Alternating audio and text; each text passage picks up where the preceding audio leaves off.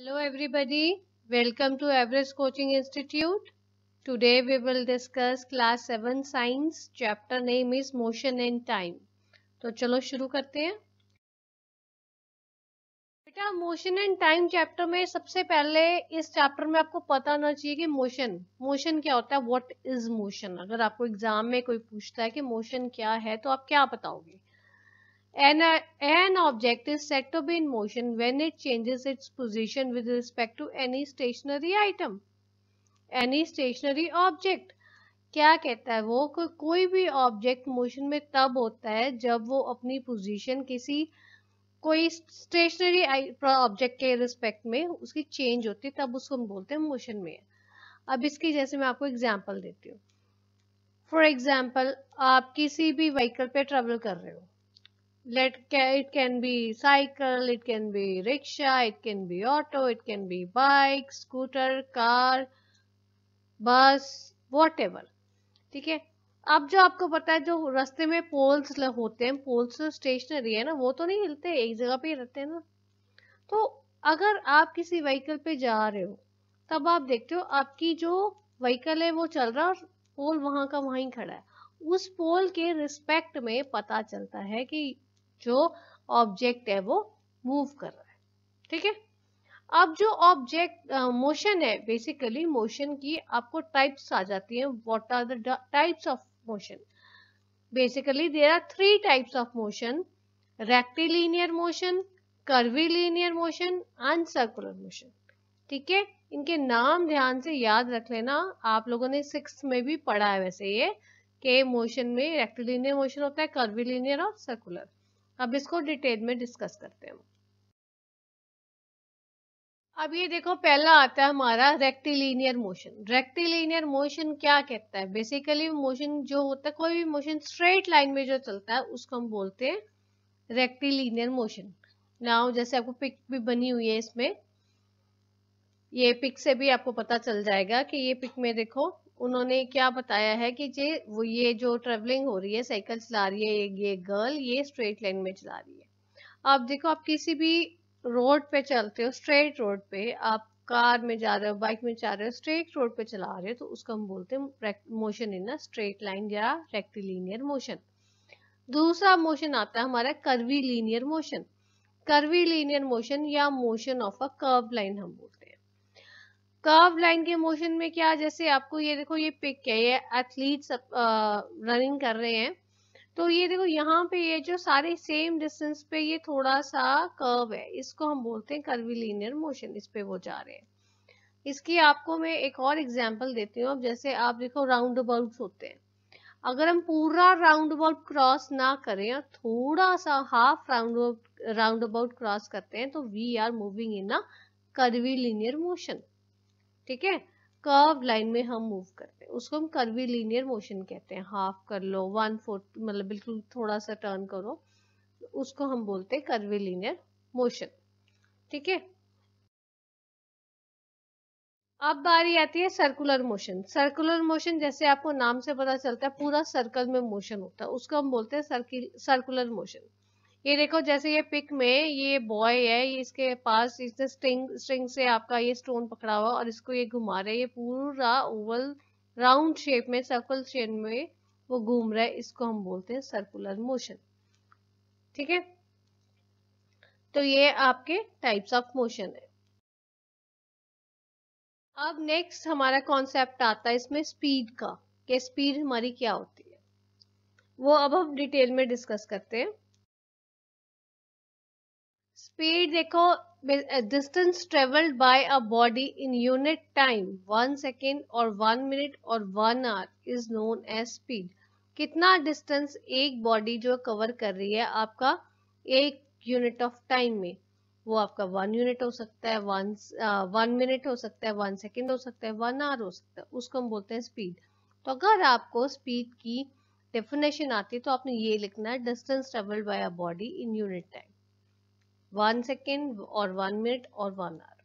Then come speed का formula. क्या speed का फॉर्मूला? हमारा total distance covered divided by total time taken. ये आपका फॉर्मूला है, ये यही रहता है। ठीक है। Then comes units of speed. Speed के यूनिट्स क्या हैं? Standard unit of distance. अब डिस्टेंस किस में मेजर करते हैं? मीटर्स में।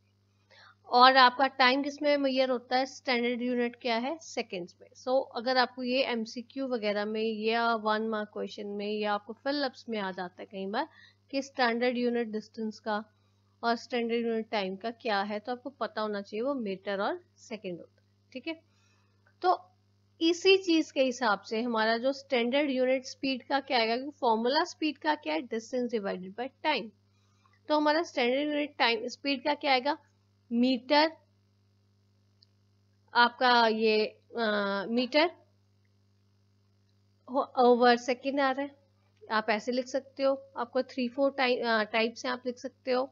ये means metre divided by second या मीटर पर सेकेंड, या इसको आप एब्रिवेशन फॉर्म में लिख लो m डिवाइडेड बाय s, या आप इसको ms रेज़्ड टू पावर -1 लिख सकते हो। अब ये आप लोगों के लिए बेटा, आप 7th क्लास में हो, ये अभी आपके लिए हो सकता है नई चीज हो, आपने मैथ्स में ना की हो सकता है आपने करी हो, तो इसलिए अभी सब इसको लर्न ही कर लेना। जब आप एक्सपोनेंट्स का चैप्टर पढ़ोगे मैथ्स में तो अब आपको समझ आ जाएगा, जो हम चीज डिवाइड करते हैं हम उसको -1 भी लिख सकते हैं।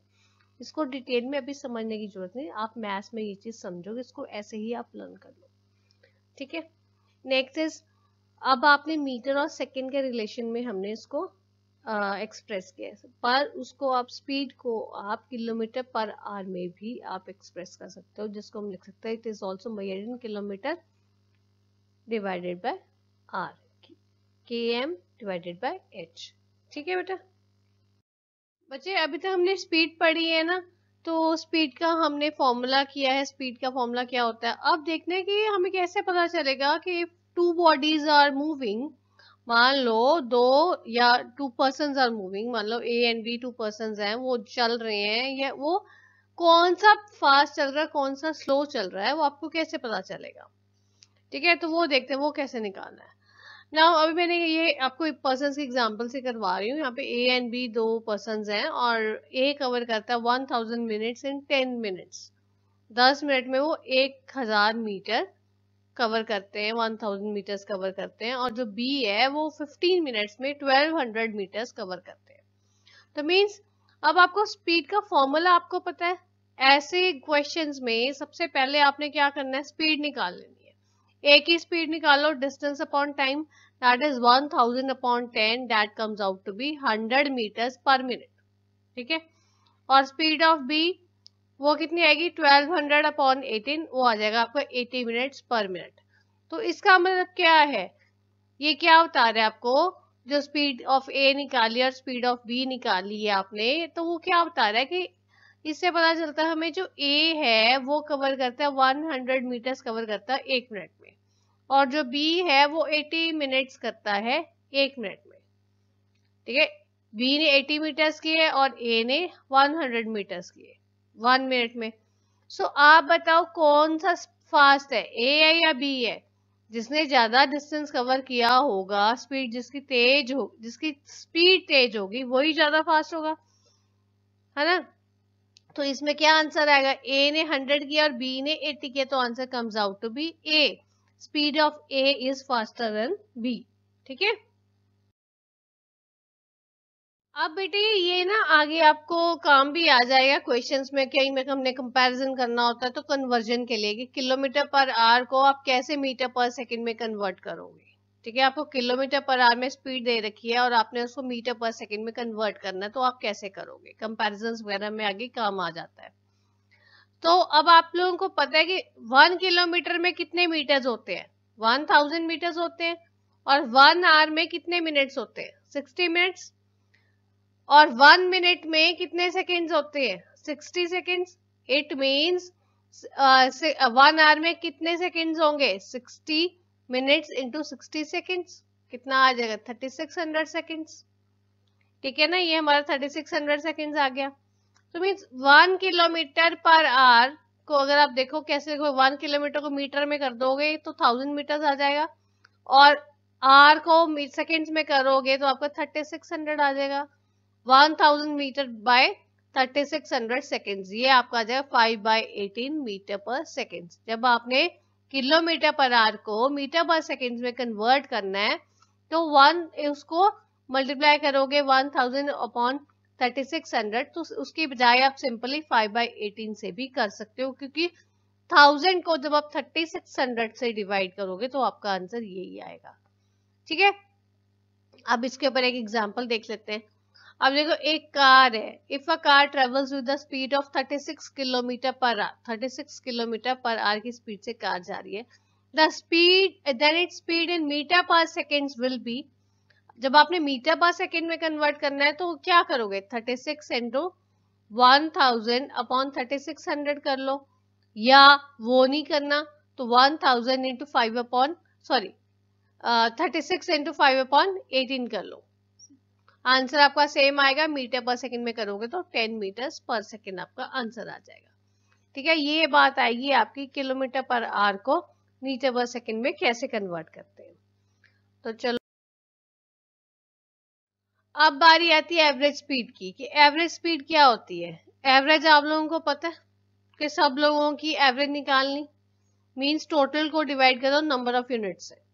तो average speed is defined as total distance covered divided by total time taken. जितना स्पीड की बात कर रहे हैं हम, एवरेज स्पीड कैसे निकालोगे, टोटल डिस्टेंस जितना है divided by total time taken.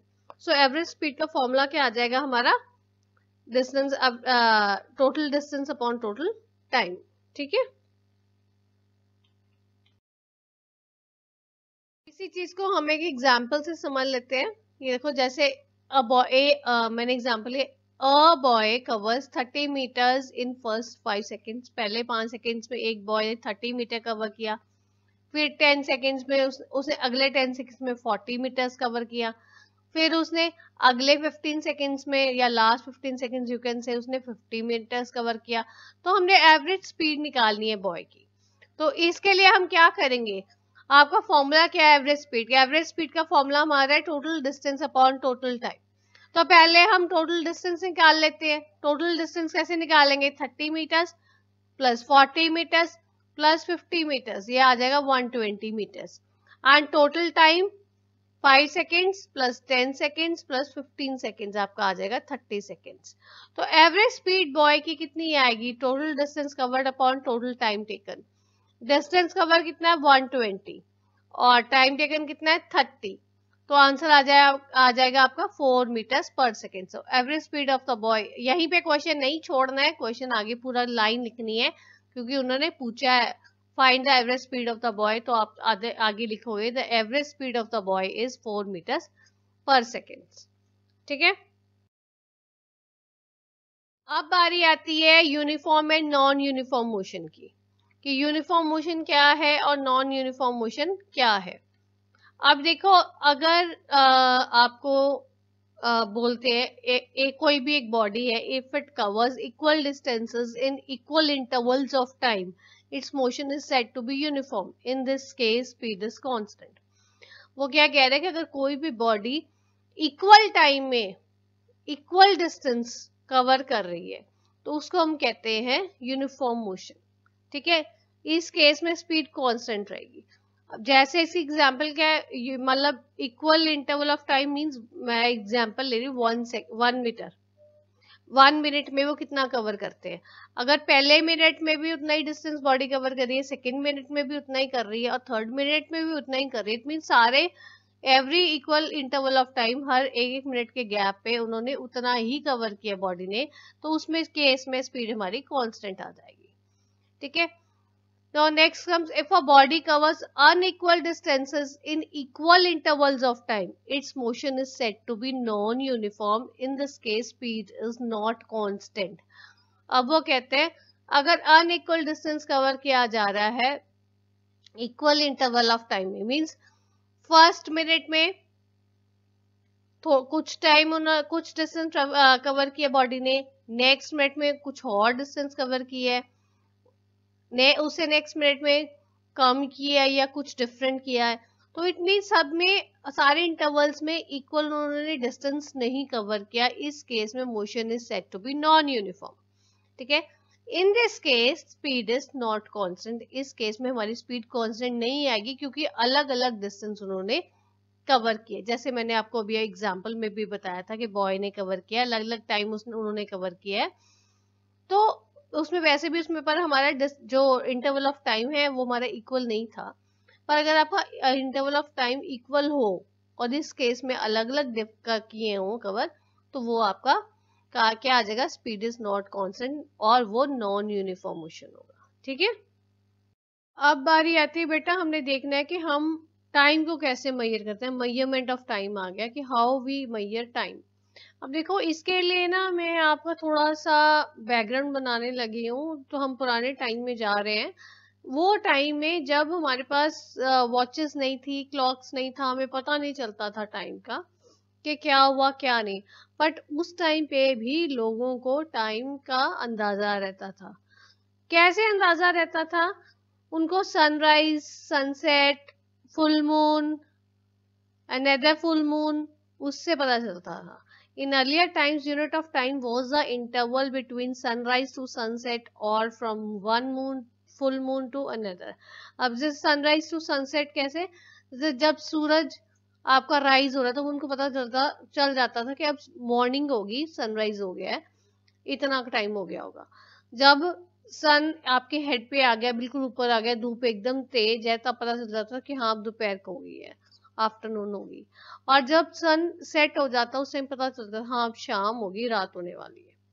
So accordingly उनको पता चल रहा। पर ये जो इंटरवल्स जो थे वो कोई स्टैंडर्ड नहीं है। अब जैसे मान लो किसी दिन मौसम खराब हो गया, आपका क्लाउडी है मौसम, या आपकी रेनफॉल हो रही है, या आपकी विंटर्स में आपकी फॉग है, कुछ है, नहीं पता चलता उससे कि कितना टाइम हो गया कितना नहीं, राइट। तो उस चीज को अवॉइड करने के लिए कुछ टाइम बाद में फिर कुछ जैसे सनडायल, आवर ग्लास या वाटर क्लॉक, ये चीजें जो है टाइम को मेजर करने के लिए ये इन्वेंट हुई। अब सनडायल में क्या था कि कोई भी एक मेटालिक सी प्लेट होती है, उसको रख देते हैं वो, और उसकी जब सन में रख देते हैं, सन की जब वो उसकी शेडो किस साइड को जाते हैं, उस साइड से पता चलता था कि टाइम इतना हो गया होगा। बट इसमें भी एग्जैक्ट टाइम नहीं पता चलता था। Then comes hourglass. Hourglass क्या है? जो आप लोगों ने पहले पुरानी मूवीज में आपने देखा होगा, वो जो टू कोन्स होते थे और कोन्स के बीच में सैंड ऊपर से गिरती है नीचे में जाती है, तो उससे वो टाइम को पता चलता था। ऐसे ही आपका वाटर क्लॉक है बना। इन चीजों से हमारा टाइम का धीरे धीरे पता चलने लगा कि टाइम कितना हो गया। बट ये सारा कुछ तो मतलब एग्जैक्ट टाइम तो नहीं पता चलता था। फिर काफी टाइम बाद में क्या हुआ कि पेंडुलम क्लॉक्स इन्वेंट हुई। पेंडुलम क्लॉक से इन्वेंट होने से एग्जैक्ट टाइम पता चलने लग गया। अब देखो अब क्या है, आज की डेट में क्या है, आज आप देखो अब हमारे पास जो क्लॉक्स है वो पेंडुलम क्लॉक से भी ज्यादा एक्यूरेट है, जो आपको 1 सेकेंड का 1/10 पार्ट या माइक्रो सेकेंड्स, मिली सेकेंड्स भी आपको पता चल जाते हैं। अब जो एथलीट्स हैं, वो उनकी कोई रेस हो रही है, उन्होंने 100 मीटर्स कितने टाइम में कवर किया, उसके लिए आपके वो जो है ये क्लॉक्स, जो आपकी स्टॉप वॉचेस जो है आपकी यूज होती हैं। ठीक है, तो वो जो स्टॉप वॉच है उससे आपकी 1/10 ऑफ द सेकेंड भी आप पता कर सकते हो कि कितना टाइम हो गया कितना नहीं। सो विद टाइम, पहले कैसे हम टाइम कैसे डिपेक्ट मतलब अपने आप ही एस्टिमेट लगाते थे, इतना हो गया इतना होगा, अब इतना होगा। पर अब हमारा एक्यूरेट टाइम हमें पता चलने लग गया इन्वेंशंस के साथ। विद टाइम तो हमारे को पता चलने लग गया। ठीक है, बारी आती है, मैंने अभी आपसे पेंडुलम की बात की है, ठीक है ना, पेंडुलम की बात की, तो अब हम पेंडुलम डिस्कस करते हैं। पेंडुलम क्या होता है? ये देखो, ये जो आपके पिक है ये पेंडुलम की है। पेंडुलम में बेसिकली क्या होता है, ये एक नीचे जो है ये आपको गोल नजर आ रहा है, ये एक मेटालिक बॉल है, इसको ये जो है मेटालिक बॉल है, और ये एक नॉन स्ट्रेचेबल थ्रेड के साथ बांधी हुई होती है, उसको हम सिंपल पेंडुलम बोलते हैं। और ये जो आपकी मेटालिक बॉल है इसको हम बॉब बोलते हैं, BOB, Bob. The metallic ball is called a Bob, इसको हम बॉब कहते हैं। ठीक है, अब ये देखो, जब ये when pendulum is at rest, its position is mean position। ये देखो, ये जो सेंटर में आती है ना ये वाली पोजीशन, ये उसकी रेस्ट की पोजीशन होती है पेंडुलम की, इसको हम मीन पोजीशन बोलते हैं। ठीक है, अगर आपको कोई पूछता है कि पेंडुलम की मीन पोजीशन कौन सी है, तो आपने क्या बोलना है, when pendulum is at rest. ठीक है, उसके बाद में पेंडुलम जो है आपका स्विंग करता है, ऐसे ऐसे ऐसे, ये यहाँ से यहाँ, यहाँ से यहाँ, ऐसे स्विंग करता है। ठीक है, अभी जो इसकी जब वो स्विंग करता है, जो इसकी 2 and 4 फ्रो पोजीशन है, मीन्स यहाँ से यहाँ जाना, यहाँ से यहाँ जाना, यहाँ से यहाँ आना। हाँ, ये पूरा जब सर्कल करता है, एक मीन्स यहाँ से पहले यहाँ मूव होगा, फिर यहाँ से यहाँ मूव होगा, फिर यहाँ से वापस यहाँ पे आएगा, पूरा सर्कल कंप्लीट कर लिया ना उससे, तो उसको हम एक ऑसिलेशन बोलते हैं। पूरा एक स्विंग जब पूरा घूम लेता है तो उसको हम एक ऑसिलेशन बोलते हैं। ठीक है, और its to and fro motion is known as periodic motion. इस मोशन को what we call it as a periodic motion. अगर आपको पेपर में आता है तो आपको पता होना चाहिए ऑसिलेशन क्या होती है, पीरियोडिक मोशन क्या होता है। पीरियोडिक मोशन की अगर आपको एग्जांपल आते हैं तो पेंडुलम बहुत अच्छे एग्जांपल कोट कर सकते हो। ठीक है, देन कम्स, अब कितना टाइम लगता है एक ऑसिलेशन के लिए, मतलब पूरी एक स्विंग के लिए कितना टाइम लगता है, that is time period of pendulum. Means time taken for one oscillation is called the time period of pendulum. ये आपको एग्जाम में भी आ सकता है ना कि what is the time period of pendulum, that is time taken for one oscillation. ठीक है, अब हम आगे करेंगे, मोशन के बहुत सारे ग्राफ्स हैं, तो चलो अभी हम शुरू करते हैं। जैसे जैसे हम चैप्टर को डिस्कस करेंगे वैसे वैसे हम और ग्राफ्स इसमें देखेंगे। तो अभी चलो शुरू करते हैं। अभी देखो, ग्राफ्स में सबसे पहला ग्राफ आता है हमारा बार ग्राफ। बार ग्राफ सबसे सिंपल ग्राफ जो है वो बार ग्राफ होता है। बार ग्राफ में कॉलम्स एंड बार्स होते हैं जिनको हम बोलते हैं, जो सारी हमारी इंफॉर्मेशन डिपिक्ट करते हैं। मैंने आपको एक एग्जाम्पल दिया, एग्जाम्पल बार ग्राफ बनाया, जैसे ये बार ग्राफ है। बार ग्राफ में क्या है, मैंने आपको दो चीजें दिखाने की कोशिश की है। एक्सेस बनाओगे पहले आप, x axis and y axis. X axis पे मैंने आपको गेम्स लिखी हैं और वाई एक्सेस पे आपकी मैंने नंबर ऑफ स्टूडेंट्स लिखी हैं। अब गेम्स आप कोई भी हो सकती हैं, इसमें मैंने 5 गेम्स के नाम लिखे हैं, cricket, hockey, football, tennis, badminton. अब मैंने ये बताया इसमें कि कौन सी गेम में कितने बच्चे पार्टिसिपेट करते हैं। नंबर ऑफ स्टूडेंट्स देखो, ये 10, 20, 30, 40, 50, 60, 70। तो जब आप ये ग्राफ देखोगे तो यू कैन इजिली जज कि हाँ, क्रिकेट कितने बच्चे खेलते हैं, अप्रोक्सीमेटली 59 स्टूडेंट्स। ठीक है, हॉकी कितने बच्चे खेलते हैं, अप्रोक्सीमेटली 9 स्टूडेंट्स। फुटबॉल कितने बच्चे खेलते हैं, अप्रोक्सीमेटली 35 स्टूडेंट्स। देन टेनिस कितने बच्चे खेलते हैं, अप्रोक्सीमेटली 12 स्टूडेंट्स। एंड बैडमिंटन कितने बच्चे खेलते हैं, अप्रोक्सीमेटली 18 स्टूडेंट्स। ठीक है ना, ये इससे आपको क्लियरली आपको पता चल जाता है कि बार ग्राफ हमारे को क्या बताना चाहता है। ठीक है बेटा, अब आगे बारी सेकेंड टाइप आती है हमारी पाई चार्ट की। पाई चार्ट बेसिकली क्या आता है, पाई चार्ट में एक सारा जितनी भी आपको आइटम्स है वो एक अभी हमने ग्राफ कॉलम्स एंड बार्स में बनाई थी, इसमें आपको पूरी जो भी आपको आइटम्स है वो एक पाई चार्ट की फॉर्म में दिखाई जाती है। एक स्लाइस आपको एक चीज डिपिक्ट करती है। ठीक है, जैसे यू कैन से पिज्जा है, पिज्जा सर्कल होता है ना पूरा, पिज्जा के जितने आप पीसेस काटोगे, स्लाइसेस काटोगे, वो एक स्लाइस आपको डिपिक्ट करेगी उसमें क्या है। जैसे मैंने आपको ये जो पाई चार्ट है, आपको एक गैसेस की डिस्ट्रीब्यूशन एटमॉस्फेयर में क्या है क्या नहीं वो बताइए, ये आप पढ़ चुके हो पहले। आप ये देखो, इसमें सबसे ये पूरा जो पाई है वो 100% का है। 100% की पूरी हमने आगे डिस्ट्रीब्यूशन की हुई है, कितनी गैसेस किस में है। इसमें nitrogen, oxygen and other gases है। सबसे ज्यादा पार्ट नाइट्रोजन का है। नाइट्रोजन का पार्ट कितना है, 78%। इट शोज के सबसे ज्यादा एटमॉस्फेयर में नाइट्रोजन है। Then second comes oxygen. Oxygen कितनी है, 21%। Third comes other gases, mean जो और गैसेस है वो सिर्फ 1% है। ये ग्राफ आपको ये बता रहा है कि पूरे एटमॉस्फेयर में 78% हमारी नाइट्रोजन है और 21% हमारी ऑक्सीजन है और 1% और गैसेस है। ठीक है, तो ये चार्ट से, ये ग्राफ से आपको इजीली पता चल जाता है वो आपको क्या बताना चाहता है, क्या डिपिक्ट हो रहा है उस चार्ट में। ठीक है बेटा, बेटा हम इसमें ग्राफ्स डिस्कस कर रहे हैं जो टाइम एंड मोशन के साथ रिलेटेड है हमारे। तो अब बारी आती है हमारी लाइन ग्राफ की। लाइन ग्राफ क्या है? लाइन ग्राफ क्या होता है? लाइन ग्राफ बेसिकली एक वो ग्राफ है जो आपको डिफरेंट मतलब आपको पॉइंट्स जो है वो सारे आपने ग्राफ के ऊपर प्लॉट कर देने हैं और वहां से आपने एक लाइन ड्रॉ करनी है, उसको हम लाइन ग्राफ कहते हैं। ठीक है, जैसे ये आपको दिखाया गया है ग्राफ बना के, एक्स एक्सिस पे टाइम है और वाई एक्सिस पे टेम्परेचर है। टाइम और टेम्परेचर हमने दिखाने की मैंने कोशिश की है।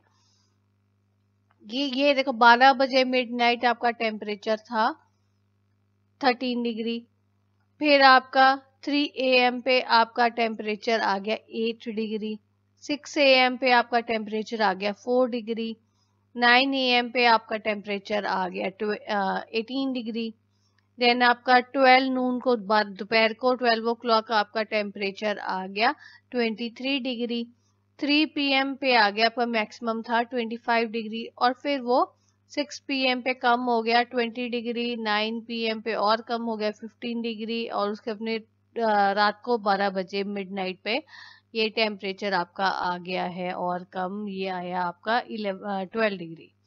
ठीक है, तो ये जितने जो पॉइंट्स हैं इन सबको हमने इसके लाइन के साथ इनको ज्वाइन कर दिया, तो ये जो बन गया हमारा लाइन ग्राफ बन गया, जो आपको बता रहा है कि ये ग्राफ देख के हमें ये पता चलता है कि जो आपका मिडनाइट से 3 AM तक आपका टेम्परेचर जो डिक्लाइन हुआ 3 AM से बढ़ना शुरू हो गया और वो बढ़ता बढ़ता बढ़ता बढ़ता 3 PM तक 3 AM से बढ़ना शुरू हुआ, 3 PM तक वो मैक्सिमम गया, उसके बाद में फिर डिक्लाइन होना शुरू हो गया।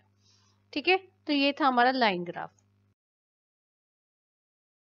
अब आगे बारी आते है डिस्टेंस टाइम ग्राफ की। डिस्टेंस टाइम ग्राफ भी लाइन ग्राफ का ही एक पार्ट है, उसके अंदर ही है ये। वो क्या कहता है? वो बेसिकली आपका रिलेशन शो करता है डिस्टेंस और टाइम के बीच में, कि कितने डिस्टेंस में कितने टाइम में कितना डिस्टेंस कवर किया, वो आपको रिलेशन बताता है। इसको बनाने के लिए पहले हमें वही एक्सेस ड्रॉ करनी है, दोनों x axis and y axis, और फिर हमने देखना है कौन से एक्सेस पे हमने कौन सी चीज डालनी है, कहाँ पे हमने डिस्टेंस करना है और कहाँ पे हमने टाइम डालना है, उसके अकॉर्डिंगली हम प्लॉटिंग करते हैं। तो ठीक है, ये हमने डिसाइड करना है हमने कौन सी चीज कहाँ पे डालनी है। इसके मैं आगे आपको एग्जाम्पल भी आपको एक बना हुआ ग्राफ भी दिखाऊंगी। अब वो क्या कह रहा है कि यूनिफॉर्म मोशन क्या होती है? यूनिफॉर्म मोशन में आपका स्ट्रेट लाइन ग्राफ बनता है, क्योंकि वो इक्वल टाइम पीरियड में इक्वल डिस्टेंस आपका जो है वो आपका ट्रेवल किया बॉडी ने। और जो नॉन यूनिफॉर्म मोशन है वहां पे क्या है, आपका ग्राफ स्ट्रेट लाइन नहीं होती। क्यों स्ट्रेट लाइन नहीं होती? क्योंकि वो आपका इक्वल डिस्टेंस ट्रेवल नहीं किया गया उसी टाइम के बीच में। ठीक है, अब ये देखो डिस्टेंस ट्रेवल दिया है, मैंने आपको बोला था ग्राफ के साथ ही, जैसे एक्स एक्सिस पे मैंने टाइम शो किया और वाई एक्सिस पे मैंने टाइम मिनट्स में और वाई एक्सिस पे मैंने डिस्टेंस शो किया इन मीटर्स। ठीक है, अब ये मैंने इसकी देखो प्लॉटिंग की है, यूनिफॉर्म है। ये प्लॉटिंग किया है, ये क्या 2 मिनट्स में 120 मीटर्स किया है कम्यूट, और 4 मिनट्स में उसने 240 मीटर्स कंप्लीट किया है। 6 मिनट्स में उसने 360 मिनट्स कंप्लीट किया बॉडी ने। 8 मिनट्स में उसने 480 मिनट्स कंप्लीट किए हैं और 10 मिनट्स में उसने 600 मीटर्स किए हैं और 12 मिनट्स में उसने 720 मीटर्स किए हैं, बॉडी ने कवर किया है।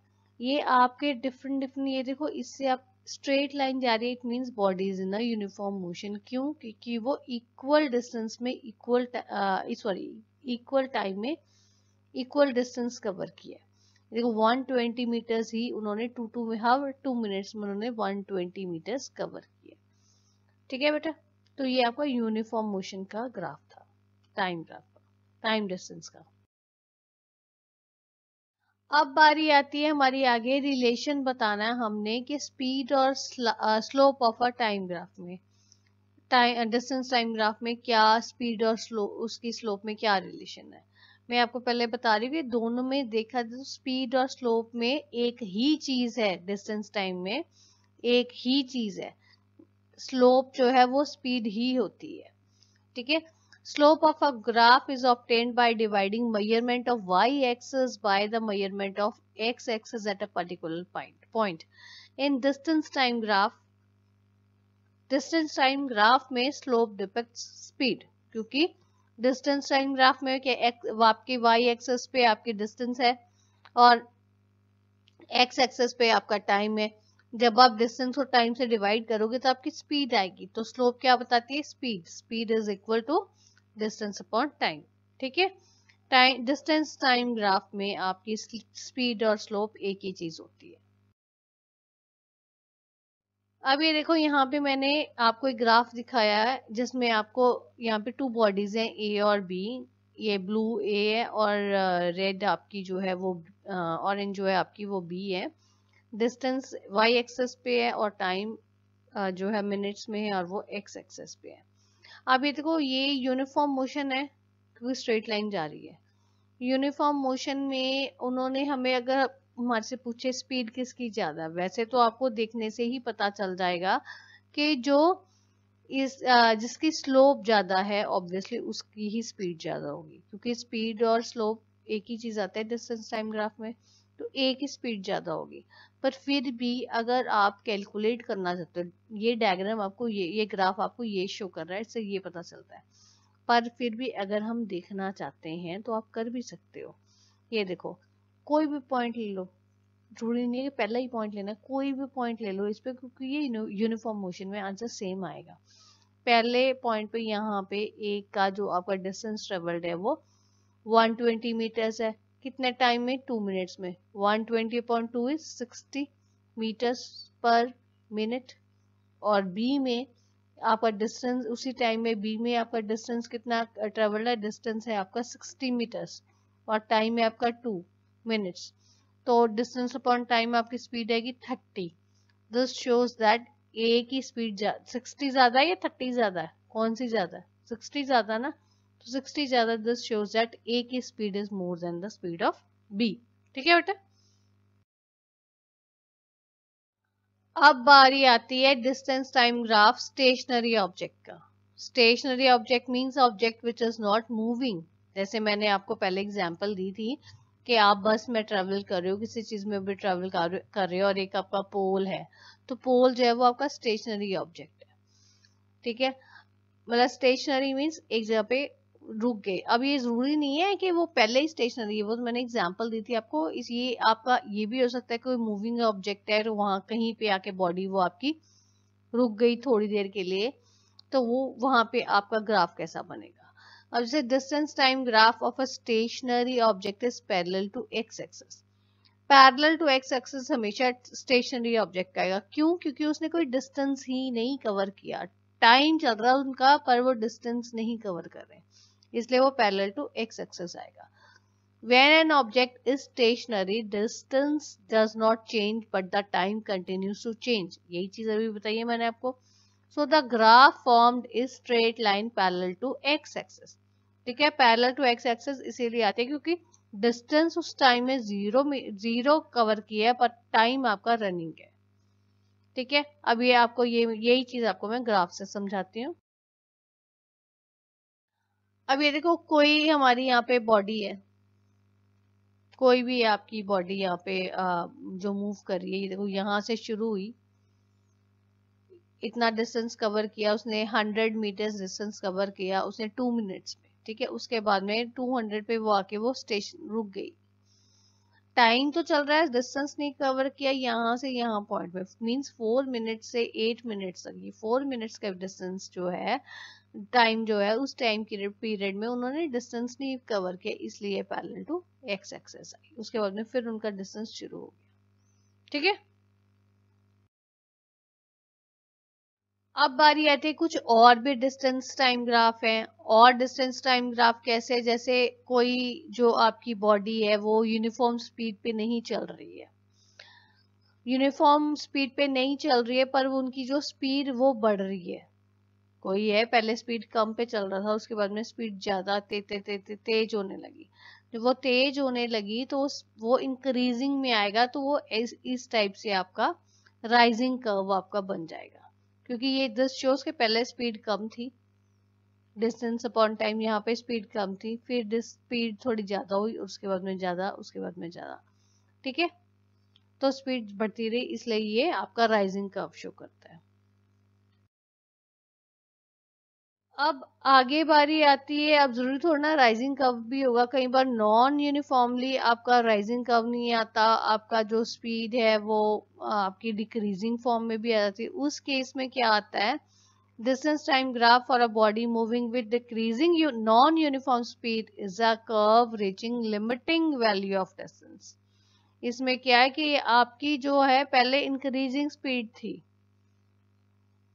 यहाँ पे इंक्रीजिंग स्पीड थी, फिर थोड़ी कम हुई, फिर और कम हुई, फिर और कम हुई, मीन्स ये आपका जो है कर्व बन रहा है, पर ये राइजिंग कर्व नहीं है, राइजिंग है पर ये यूनिफॉर्मली राइजिंग नहीं है और इंक्रीजिंग रेट पर राइजिंग नहीं है, ये आपका डिक्रीजिंग रेट पर राइजिंग है, कम बढ़ रहा है पर धीरे धीरे बढ़ रहा है। ठीक है, so this is all about today's video. If you find any difficulty, you are most welcome to give your feedback in the comment box. Thanks for watching.